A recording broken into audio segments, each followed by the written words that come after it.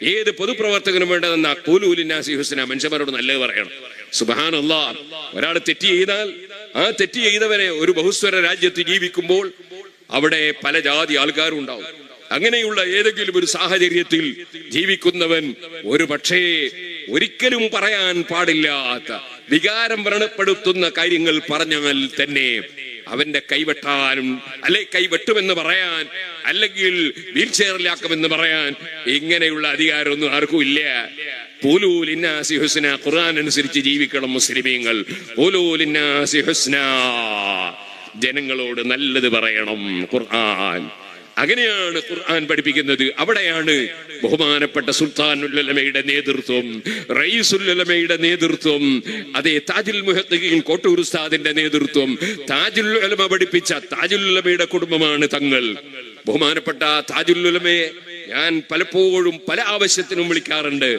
ഞാൻ വളരെയേറെ പ്രതിസന്ധിയിലുള്ള സമയത്ത് താജുൽ ഉലമയെ വിളിച്ചപ്പോൾ എന്നോട് പറഞ്ഞത്, കൊന്നാര ഉപ്പാപ്പാന്റെ പേരിൽ യാസീനോദനം 40-41 യാസീനോദനം എന്നാണ് പറഞ്ഞത്.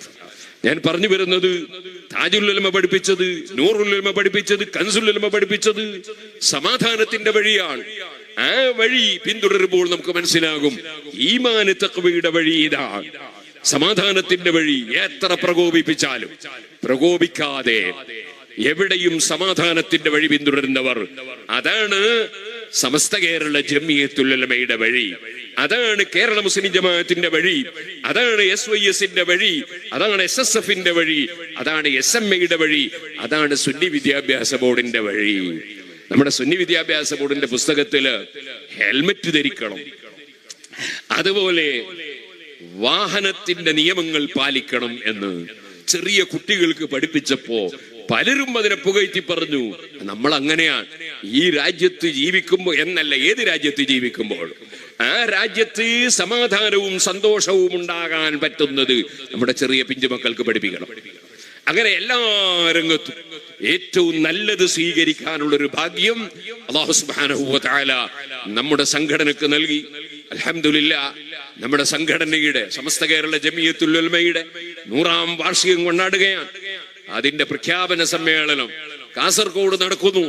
അന്നത്തെ ദിവസം നമ്മളുടെ ആ സമ്മേളനത്തിൽ എന്തെങ്കിലും ഒരു അനിഷ്ട സംഭവം ഉണ്ടാകുന്ന, അല്ലെങ്കിൽ സമൂഹത്തിൽ ഒരു പ്രശ്നം സൃഷ്ടിക്കുന്ന എന്തെങ്കിലും നമ്മളിൽ നിന്ന് പറയിപ്പിക്കണം എന്ന വിധത്തിൽ അന്ന് തന്നെ പ്രകോപനമുണ്ടാക്കാൻ ആവശ്യമായ പ്രസ്താവനകളൊക്കെ നമ്മൾ കണ്ടിട്ടുണ്ട്.